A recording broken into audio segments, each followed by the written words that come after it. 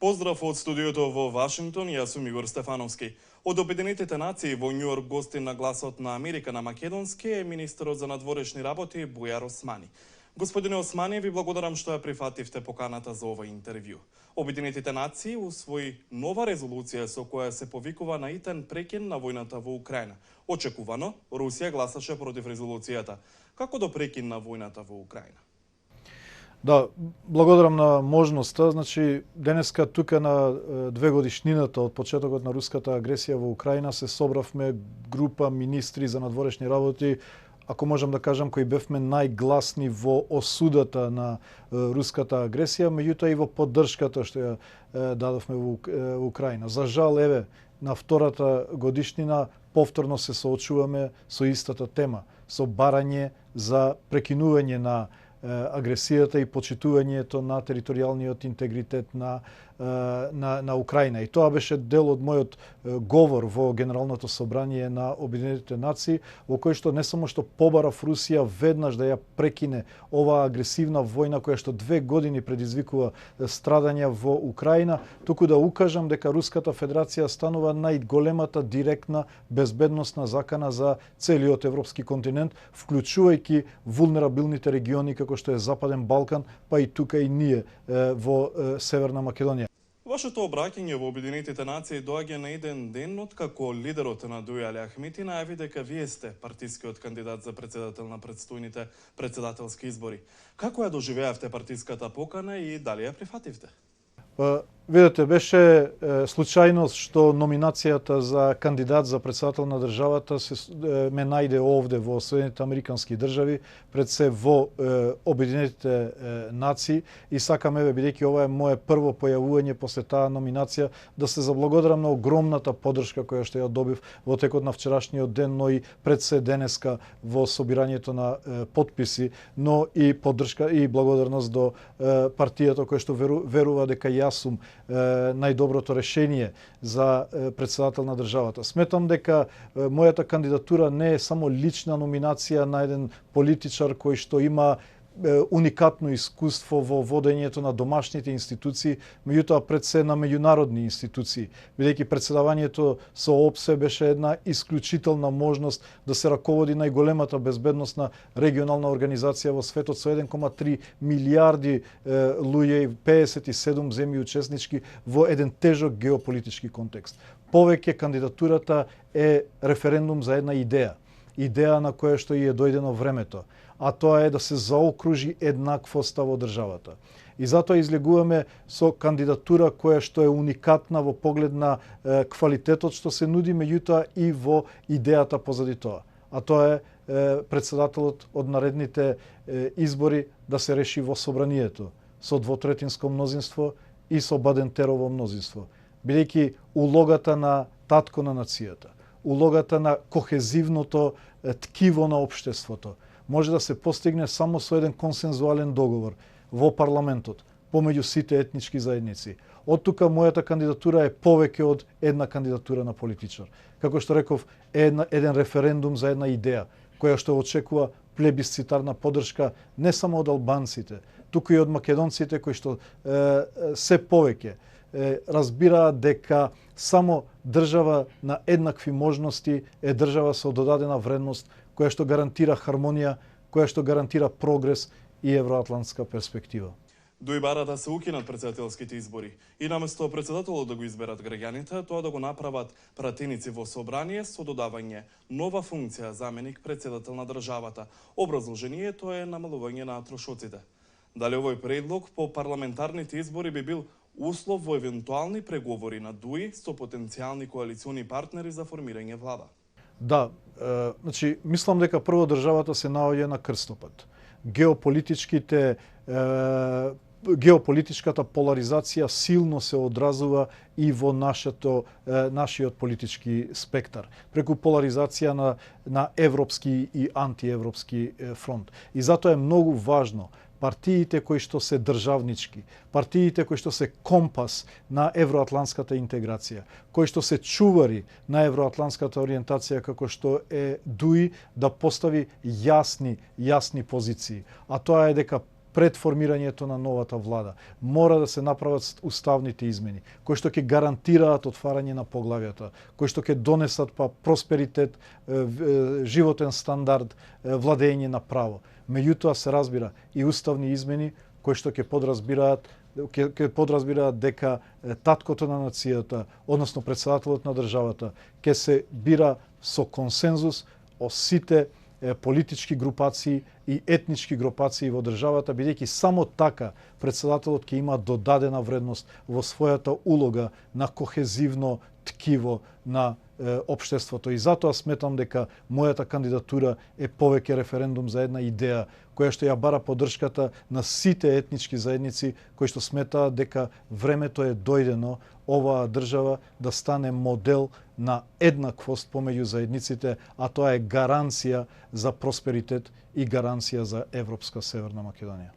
Дали ДУИ би влегле во идна влада доколку не се усвојат измените за избор на председател? Мислам дека претседателот Ахмети јасно кажа дека се тоа позиции кои што се исклучително важни во овие геополитички премрежија во кои што се наоѓа светот и нашиот регион, и затоа мора да имаме цврсти позиции по однос на тоа прашање и ДУИ тоа ќе го направи. Граѓаните добија различни информации од МВР и МНР за патување со пасошите со старото име на државата. Кој е статусот на оваа ситуација во моментов?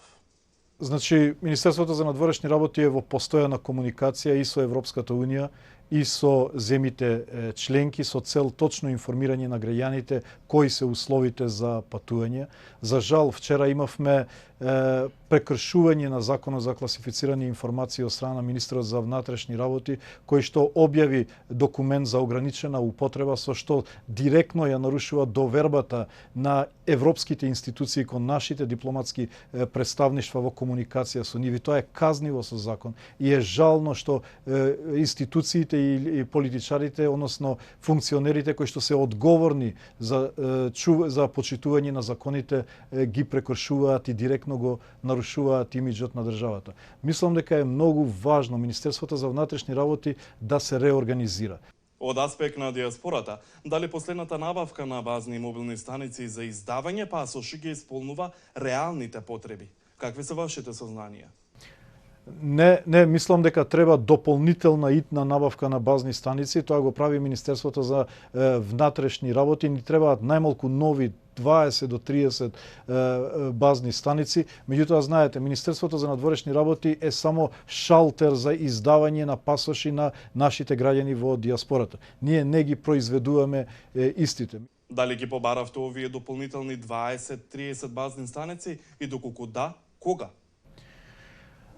Да, значи ние разговараме, имаше и на претходната седница на влада една таква информација, меѓутоа разбирам дека и Министерството за внатрешни работи не може директно да ги набави, сепак е тоа процедура која што треба да се спроведе.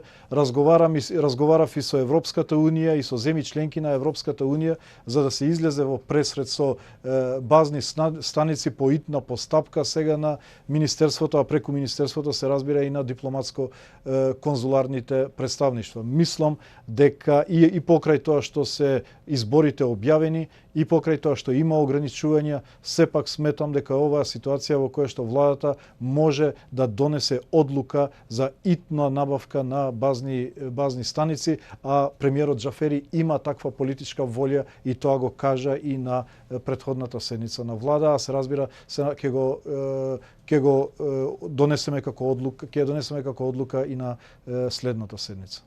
Конкретно за САД, каква е состојбата тука за издавање пасоши? Чекањата се долги како и во државата, како и во другите дипломатско-конзуларни представништва, и целосно ги разбирам граѓаните. Ја разбирам нивната мака. Кога велат дека дипломатско-конзуларните представништва не одговараат на нивните телефонски повици, дека термините за пријавување со сликање се долги, дека пасошите ги добиваат после долго чекање, иако направивме навистина суштински промени. Дали имате рокови? Дипломатско-конзуларните представништва на Министерството за надворешни работи се само шалтери за примање на апликации и издавање на пасоши. Продукција на пасошите е во Министерството за внатрешни работи.